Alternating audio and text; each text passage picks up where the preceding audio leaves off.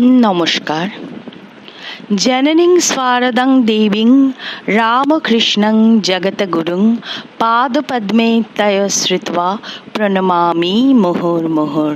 নমঃ শ্রীয়তিরাজায় বিবেকানন্দশূরয়ে সচ্চিৎ সুখস্বরূপায় স্বামিনে তাপহারিণে।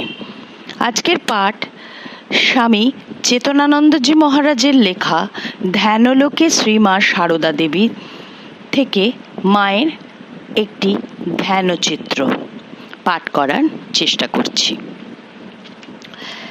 দুটি প্রশ্ন, দুটি উত্তর। মানুষের সন্দেহ ও সমস্যার সমাধান হয় যোগ্য উত্তরে। শিশু এই পৃথিবীতে প্রবেশ করে অনন্ত জিজ্ঞাসা নিয়ে, কে, কেন, কোথায়, কাকে, কখন, কেমন, কি, কিভাবে। মা বাবা এইসব প্রশ্নের উত্তর দেন। তেমনি অধ্যাত্ম জীবনে আমরা আধ্যাত্মিক সমস্যাগুলির উত্তর সাধারণত শাস্ত্র ও গুরুর কাছে পেয়ে থাকি।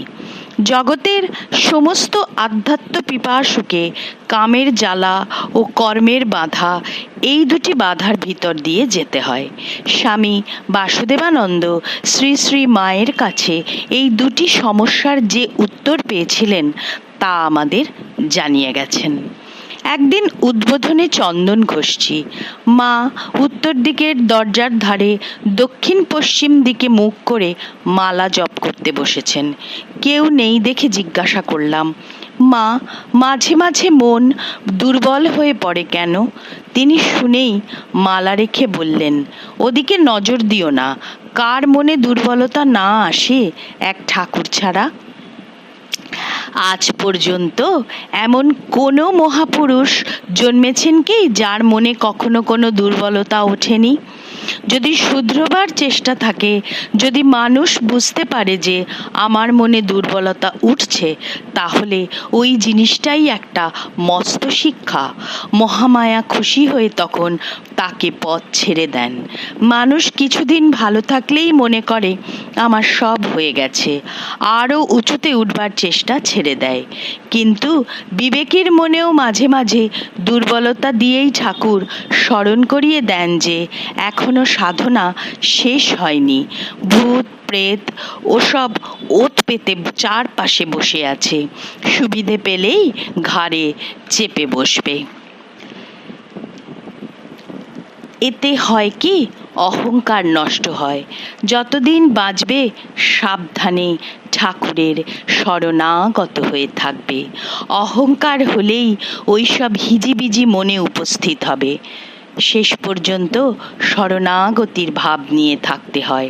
ঠাকুর একবার নিজের শরীরে কামের বেগ ধারণ করে দেখালেন, জীবের অহংকার করবার কিছুই নেই। উদ্বোধনে একদিন বিকেলে ঠাকুর তুলছি, মা খাটে বসে আছেন। যোগেন মা আমাকে জিজ্ঞেস করলেন, কেমন গা, এখানে কেমন লাগছে? আমি বললাম, এখানকার কাজ বড় একঘেয়ে, সেই জন্য মা এখানে না থাকলে অনেক সময় বড় শুকনো বোধ হয়। এখানে শাস্ত্র টাস্ত্র পড়বার লোকটোক নেই। মা বললেন, ঠাকুরের সেবা শুকনো হবে কেন?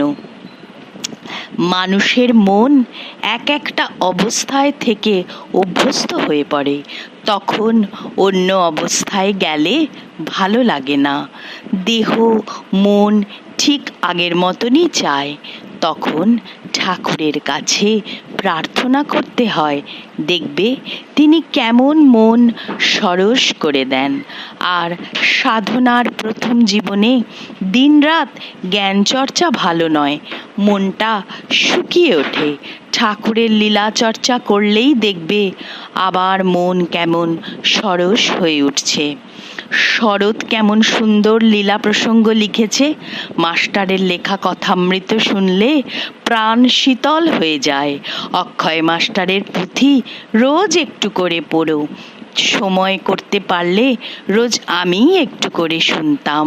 জয় মা, জয় মা, জয় মা।